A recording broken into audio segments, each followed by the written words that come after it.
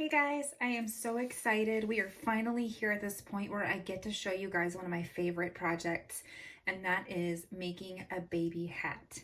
I chose a baby hat for this video because it's small and it's simple. You would basically do the same thing but on a larger scale for a hat for an older child or for an adult. So you really just need a rectangle. So you start with however many chains and then you just do however many rows. The number of chains that you're going to want to start off with is going to be relative to the size of the person's head that this will fit on. And then you just do however many rows to make it as tall as you would need it to be. This is by far not the only way to make a hat, but it is one of the most simple ways to do it. There are all kinds of other ways that you can find on YouTube to make hats that are creative and pretty. And I also wanted to show you guys in our previous videos, this is the yarn that I used to do this. Now this, if you remember, in our previous video, I think when we did the double crochet, this is the medium yarn that we use, and it suggests that we use a 5.5 millimeter hook. And when we did that, we actually came up with a smaller stitch than this. This is actually the moss stitch. So I'm going to show you the sample from the other video when we did the moss stitch. This is what it looks like. Same size yarn, same size, same material with this particular size hook. But when you take a larger hook, which is what we did for this, we get a larger stitch. Okay, and so let me just show you up close. You can see the difference in the size. Oh, let me do it this way. In the size of the stitch. You can see the difference in the size. It's not a huge difference, but it's big enough that whenever I stretch on it, this one has a little bit more flexibility. Okay, so now that I've shown you guys that, you guys can decide however large or small of a stitch that you want to make based on how you want it to look and feel. And I'm just going to jump right into how we're going to finish off this hat, how we go from a rectangle to having a completed hat that looks something like this. This is one of the ones that I've done previously.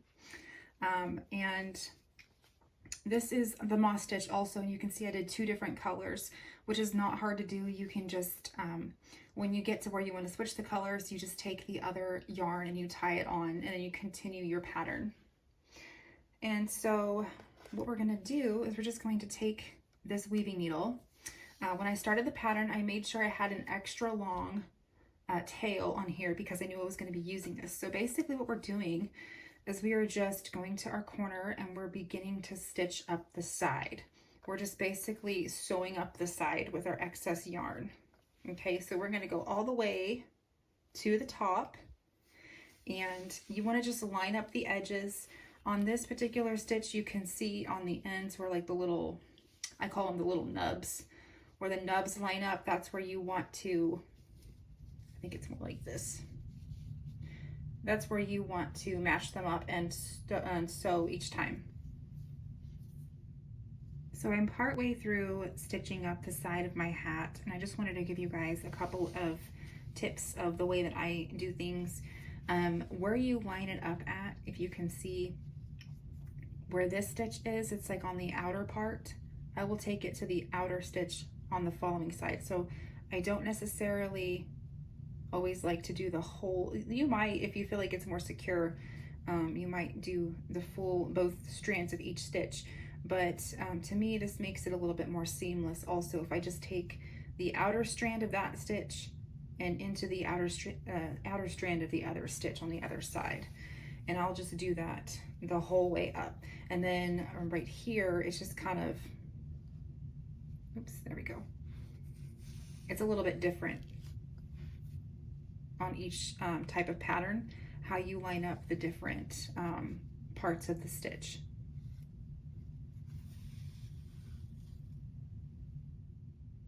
Okay, so now that we have gotten to where we've gotten all the way up to the side, up to the other end, one of the things that I like to do is I'll take this part and I will just tie it with the tail from the other end just so that it's secure before I do anything else.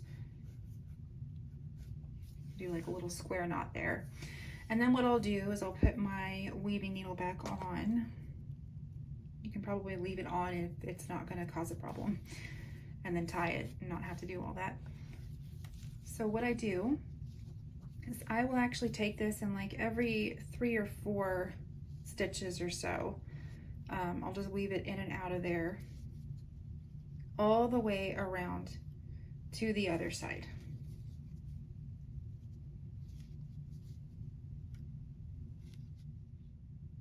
Okay, so now that I have woven it every 3 or 4 stitch all the way around, what I will do is I'll take the side that I just did that with and I will give it a pull, and you'll see how it'll start to cinch up at the top, closing that up.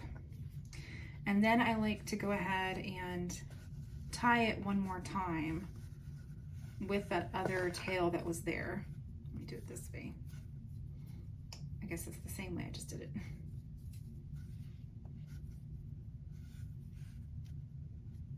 Okay. And then I will, see we already have our little hat there. So cute, that'd be perfect for a little baby's head.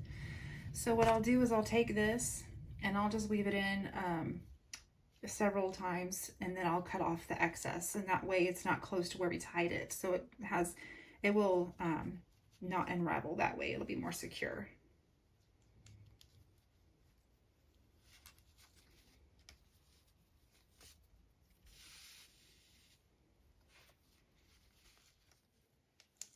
All right, now that we have finished weaving in both tails and cut off the excess, we now have a cute little green hat.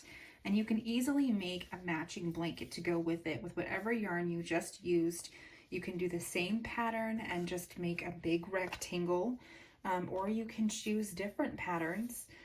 This is that other hat that I showed you guys earlier that I had made. And this is the matching blanket. It's kind of matching. I had kind of a few different types of yarn, but this actually was a skein that had several different colors in it. So it's really just a big rectangle. That's all it is. And you guys could easily make hats and blankets to donate maybe to your local pregnancy resource center, or maybe just to somebody who's having a new baby. It could be a nice gift. Or, you know, maybe if you wanted to make something for yourself, now you know how to do it.